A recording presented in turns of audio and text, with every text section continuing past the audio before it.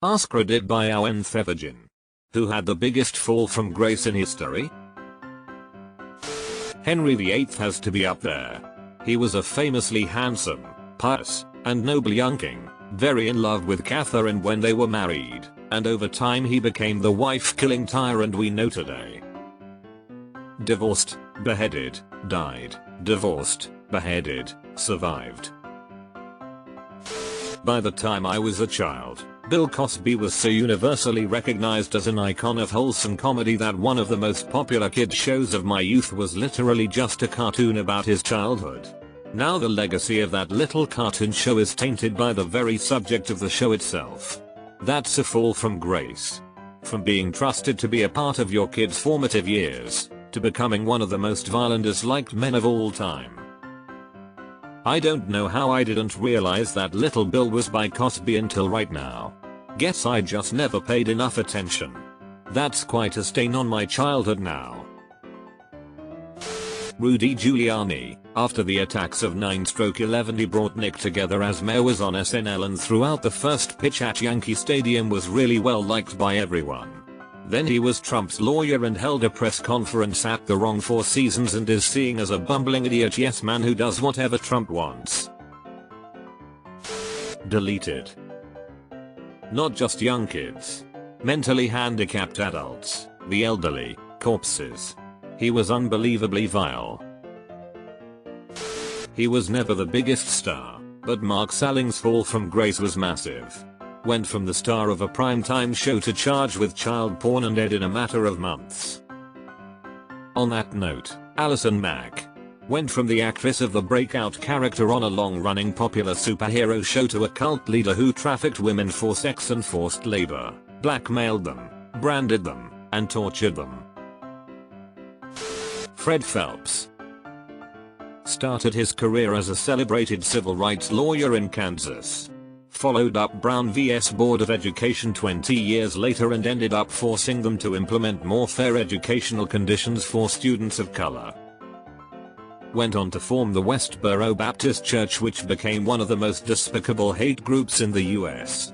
Notorious for their homophobia and protesting at military funerals. That church was one of the most reviled hate groups in the 90s and zeros. Ian Watkins, former singer of the Welsh emo rock band Lost Prophets. Massively successful band in the scene. Turns out he dealt meth to fans to abuse them and then rape their babies' toddlers. Yes, you read right. I almost threw up when I read the indictment. Locked away for life, that one. The band has erased all music from all services as far as possible. It has tainted forever. I read the case file. Holy cow.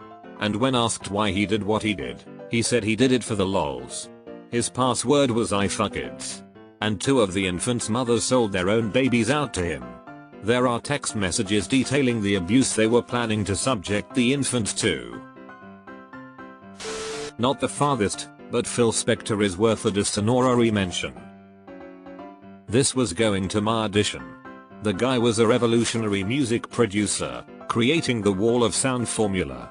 He produced music for some of the top musicians in the 60s and 70s and retired very young to his mansion in the Hollywood Hills.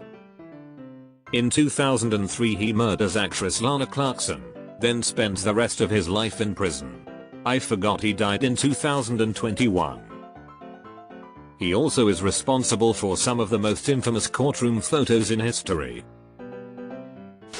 I'm sure there are worse people, but Harvey Weinstein went from being one of the most powerful people in the world, to be completely reviled, and losing everything.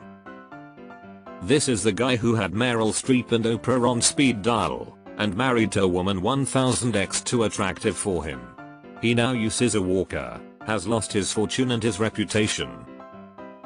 And his dick is literally rotting off. In case you didn't know, several of the women who accused him of sexual misconduct all pointed out that he wasn't really interested in sex per se, he just wanted massages. According to some, his hygiene was so poor he developed an infection in his dick, which then rotted the flesh after being left untreated. He basically got gangrene on his genitals and was effectively impotent. He's been described as having fish-like genitals. Ick. Jimmy Savile. Mega famous UK radio DJ and TV presenter. Did a ton of charity work. Was a knight of the realm. Post-death, he was revealed to be a massive pedophile, protected and ignored by those around him for decades. Edit, Savile not Savile. Massive pedophile doesn't do it justice. He was one of the most vicious and prolific pedophiles ever in the UK's history apparently. Aaron Burr. He was Vice President of the United States when he shot and killed Alexander Hamilton in a duel. The duel killed Burr's political career. He was dropped from Thomas Jefferson's ticket in the 1804 election, and he couldn't even win an election for governor of New York. In 1805, Burr plotted to invade Spanish territories and create his own empire with a side plot to incite a revolution against the United States. In 1807, Burr was put on trial for treason, and he narrowly escaped a conviction. Don't forget he wanted to cause New England to secede from the Union out of spite. Chris Benoit. He was famous as a pro wrestler until he murdered his wife and child. I remember when this came out I was in disbelief about what happened. Jared Fogle. He started and ended his career trying to get into smaller pants. OJ has to be up there. What would the Terminator franchise be like if James Cameron didn't think he was too nice to play a killer? Philip Paytain would be one. Good one. Excellent example. French hero of WWE to Nazi collaborator of WWII. Robespierre. His actual death was brutal. For those who don't know, he tried to kill himself, but was stopped and ended up only blowing his own jaw off. He then was kept alive all night with a massive facial injury until he was beheaded in the morning. Just before he was beheaded, the executioner ripped the bandages off his face, and only the guillotine blade silenced his screams. One of the major events that stands out during the French Revolution for me. Not the biggest, but Armie Hammer casually outing himself as a cannibal was pretty big. Edit, there is a docuseries about it called House of Hammer. He outed himself? I thought women came forward and he denied it. Jim Jones. He originally stood up for civil rights, then he became a cult leader. From a civil rights leader to cult murderer who was responsible for more than 900 deaths. He was always a cult leader. He was just helpful in utilizing his cult in being able to influence politics, which made him useful to politicians and kept the cult from attracting negative attention. Harvey Weinstein. He was Hollywood when he got outed for the pose he is, but this guy produced, just naming the top 3, the Lord of the Rings trilogy, 2, every Tarantino movie except Hollywood, and 3, Good Will Hunting and, subsequently, about every Damon or Affleck project from that time to his downfall. He's won more Oscars than any person could ever dream and has made more money off films than maybe anyone ever. That guy, oh man. I think he fell the furthest, the hardest and the fastest. Well deserved though. Well fucking deserved. One of his victims said he had Fernie's gangrene around his bits. Never thought the dick would match the face. Whatever you do, do not Google Fernie's gangrene. Bill Cosby. Hard agree, especially when you consider how inspirational he was to most of the general populace. Many of our household name comedians looked up to him and became comedians because of him, and he was involved in many of the largest civil rights movements across the nation. The fact he was doing what he did to those women for all of those decades is much bigger than any other person I can think of. John Edwards. Ran for VP, getting ready to run for Pres. Find out he had an affair and a kid while his wife was dying of cancer. This is the one that sprang to mind. Didn't his wife eventually die while he's become a footnote in history? Roses are red, violets are glorious, don't try to surprise, Oscar Pistorius. Never set a foot in prison though. I'd say King Edward VIII had a pretty big fall. I knew watching The Crown would pay off someday. Imagine how WW2 would have turned out if Edward VIII working at the time. Benedict Arnold would be celebrated as the second most important founding father after George Washington, if not for, well, you know. Deleted. Not the biggest fall, but Charles Lindbergh deserves to be in the conversation. After making the historic first solo transatlantic flight, and gaining the sympathy of many after the kidnapping and murder of his son, he promoted American neutrality in WWII. Though he reversed his stance after the attack on Pearl Harbor, many had already branded him a Nazi sympathizer. He eventually did rehabilitate his image, but after his death, it came out that he had 3 separate secret families throughout Europe. So I guess it's a mixed legacy at best. Lance Armstrong. Not just the drug thing either.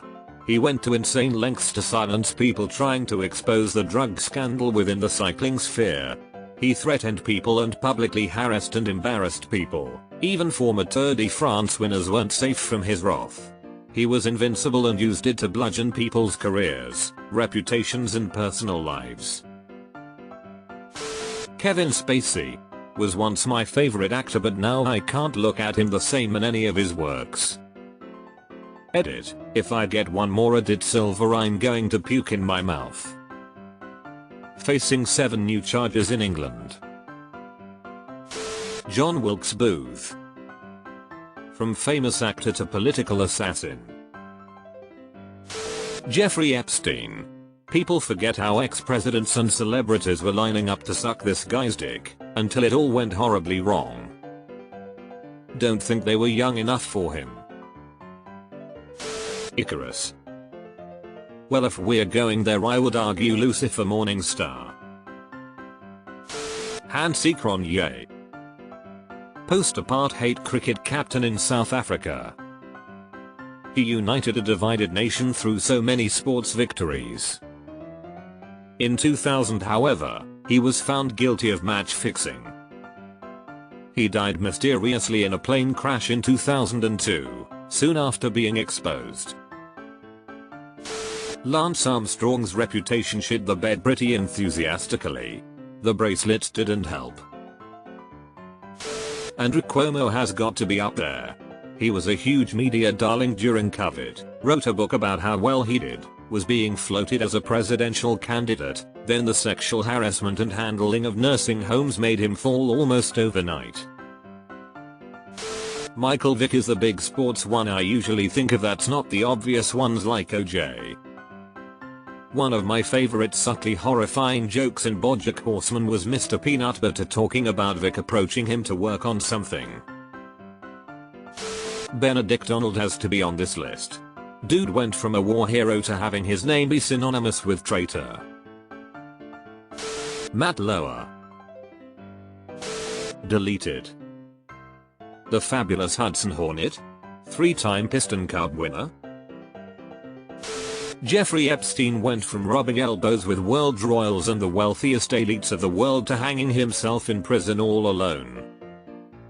Deleted. Not the biggest, but I think Ellen's fall from grace was well deserved, seeing as she is a massive piece of shit. Bernie Madoff. Came here for this. That HBO movie really illustrated how bad this was. His entire family thought he was some rich finance guy.